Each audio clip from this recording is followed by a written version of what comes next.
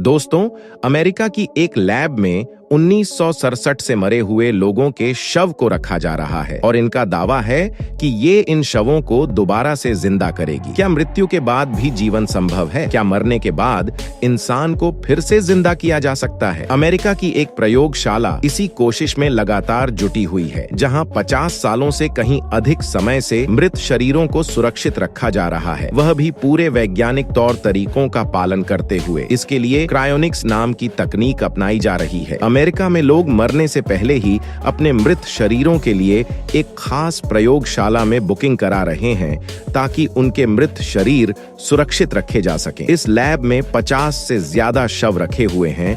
इनकी संख्या बढ़ती जा रही है। अब आप सोच रहे होंगे कि आखिर इन शवों को संरक्षित रखा कैसे जाता है। तो बता दें कि इस प्रक्रिया में मानव शरीर को बर्फ की तरह जमा कर उस समय तक रखने का प्रावधान है जब उन्नत तकनीक से लोगों का जीवन फिर से लौट आया जा सकेगा। बता दें कि अमेरिका के एरिजोना प्रांत के स्कॉट्सडेल प्रयोगशाला में मानव शरीर और उनके अंगों को सुरक्षित रखा जा रहा है। इसके लिए ग्राहक लगातार बढ़ रहे हैं। इस तरह ये उद्योग का रूप ले रहा है। इस प्रक्रिया में मौत के बाद जल्दी से जल्दी संरक्षित करना होता है। वैज्ञानिकों का मकसद इस प्रक्रिया में मृत की हर कोशिका को सुरक्षित रखना होता है। इसके लिए -196 डिग्री सेंटीग्रेड रखा जाता है। चलिए अब हम जानते हैं क्रायोनिक्स आखिर काम कैसे करता है। लेकिन उससे पहले दोस्तों, आप में से 99% लोग सब्सक्राइब किए बिना ही वीडियो को देखते हो, तो जल्दी से अपने मखमल जैसी उंगलियों से सब्सक्राइब बटन को दबाए। क्रायोनिक्स उस तकनीक को कहते हैं जिसमें किसी व्यक्ति की मृत्यु के बाद उसके शरीर को बहुत कम तापमान पर संग्रहित किया जाता है, इस उम्मीद में कि जब उसकी बीमारी का इलाज मिल जाएगा तो उसे पुनर्जीवित यानी दोबारा से जिंदा किया जा सकेगा। जब किसी व्यक्ति की मौत हो जाती है और उसे को कानूनी रूप से मृत घोषित कर दिया जाता है, तो सबसे पहले प्रतिक्रिया टीम को यह सुनिश्चित करना होता है कि व्यक्ति के शरीर में रक्त का प्रवाह जारी रहे। गति बहुत महत्वपूर्ण है। प्रतिक्रिया टीम अस्पताल में होगी ताकि मृत्यु के समय वह तुरंत वहां पहुंच सके। इसके बाद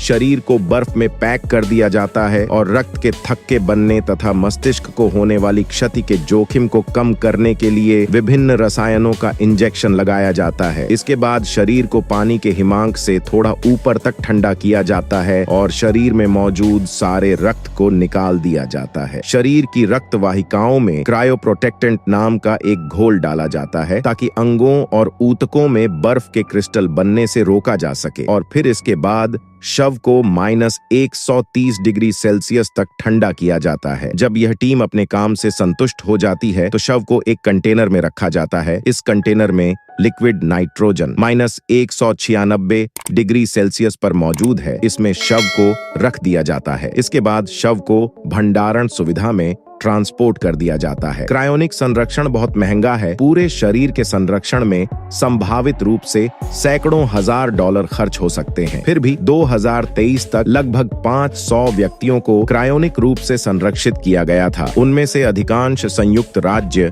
अमेरिका में थे। इसमें केवल इंसानों को हो नहीं बल्कि दर्जनों पालतू जानवरों को भी संरक्षित किया गया था। कुछ व्यक्तियों ने अपने पूरे शरीर को फ्रीज करने का विकल्प चुना, जबकि बाकी बचे हुए लोगों ने केवल अपने सिर को संरक्षित करने का विकल्प को चुना। जब केवल व्यक्ति के सिर या दिमाग को संरक्षित रखा जाता है तो इस प्रक्रिया को क्रायोनिक के रूप में न्यूरो प्रिजर्वेशन के नाम से जाना जाता है। केवल एक व्यक्ति के सिर को क्रायोनिक रूप से संरक्षित करने का विकल्प कई क्रायोनिक्स अनुयायियों के इस विश्वास पर आधारित है कि क्रायोनिक रूप से संरक्षित व्यक्तित्वों को एक दिन रोबोट के शरीर में डाउनलोड किया जा सकता है या स्टेम कोशिकाओं से विकसित पूरी तरह से नए शरीर में स्थानांतरित किया जा सकता है। क्रायोनिक संरक्षण की अवधारणा को लोकप्रिय बनाया गया। रॉबर्ट एटिंगर नामक व्यक्ति की एक पुस्तक जो पहली बार 1962 में रिलीज हुई थी और औपचारिक रूप से 1964 में प्रकाशित हुई थी। बाद में एटिंगर को क्रायोनिक्स के जनक के रूप में जाने गए, लेकिन 2011 में उनकी मौत हो जाती है। उसका मृत्यु के बाद उसके शरीर को क्रायोनिक्स द्वारा संरक्षित करके मिशिगन के क्लिंटन टाउनशिप में मौजूद क्रायोनिक्स इंस्टीट्यूट में संग्रहित किया गया था। क्रायोनिक्स द्वारा संरक्षित किया जाने वाला सबसे पहला मानव जेम्स बेडफोर्ड था। 12 जनवरी 1967 को इस व्यक्ति की लिवर कैंसर हो गया और यह कैंसर उनके उसके फेफड़ों तक फैल गया था,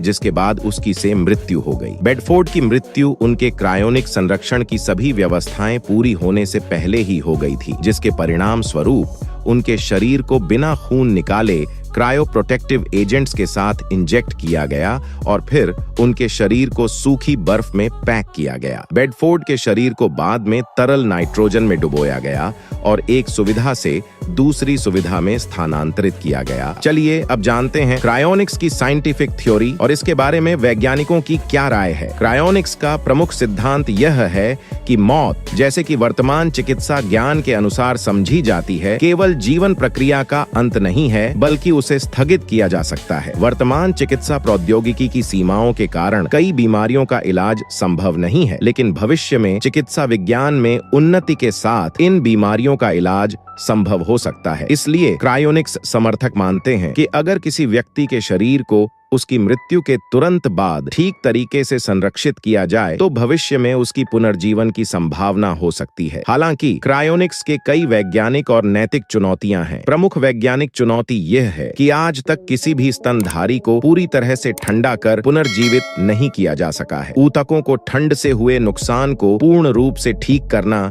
वर्तमान प्रौद्योगिकी के परे है। इसके अतिरिक्त नैतिक मुद्दे भी उठते हैं, जैसे कि मृत्यु के कानूनी और दार्शनिक परिभाषाओं पर पुनर्विचार और भविष्य की पीढ़ियों पर आर्थिक और सामाजिक बोझ। क्रायोनिक्स जैसे तकनीक समाज में विभिन्न प्रतिक्रियाओं का सामना करता है। कुछ लोग इसे विज्ञान की चमत्कारी संभावना मानते हैं जो मृत्यु को पराजित कर सकता है। वे इसे एक आशा की किरण के रूप में देखते हैं जो जीवन की सीमाओं को पुनः परिभाषित कर सकता है। वहीं समाज का एक बड़ा हिस्सा इसे अव्यावहारिक और नैतिक दृष्टिकोण से विवादास्पद मानता है। कुछ लोग इसे ईश्वर के कार्य में हस्तक्षेप के रूप में देखते हैं, जबकि अन्य इसे केवल अमीरों के लिए उपलब्ध एक विलासिता मानते हैं। भविष्य में यदि क्रायोनिक्स सफल होती है तो यह समाज पर गहरे प्रभाव डाल सकती है। यह चिकित्सा, नैतिकता और सामाजिक संरचना को बदल सकती है। लंबी उम्र और पुनर्जीवन की संभावना, जनसंख्या वृद्धि, संसाधन वितरण और जीवन की गुणवत्ता पर महत्वपूर्ण प्रभाव डाल सकती है। हालांकि वर्तमान में क्रायोनिक्स की सफलता की कोई सुनिश्चितता नहीं है और समाज में इसे लेकर मिश्रित भावनाएं हैं। यह देखना दिलचस्प होगा कि आने वाले वर्षों में विज्ञान और तकनीक के विकास के साथ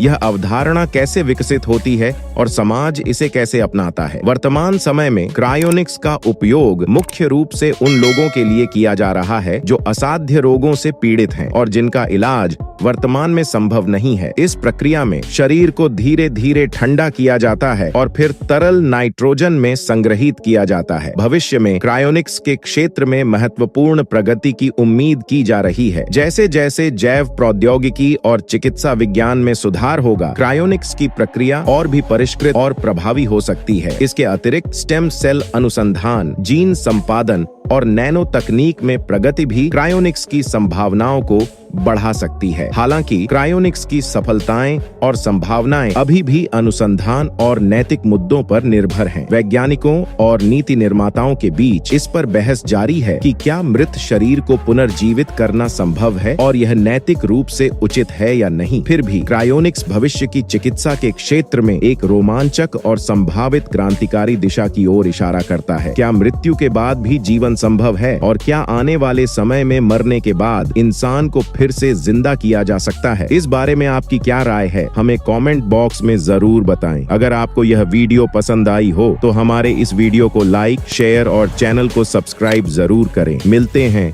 नेक्स्ट वीडियो में। जय हिंद।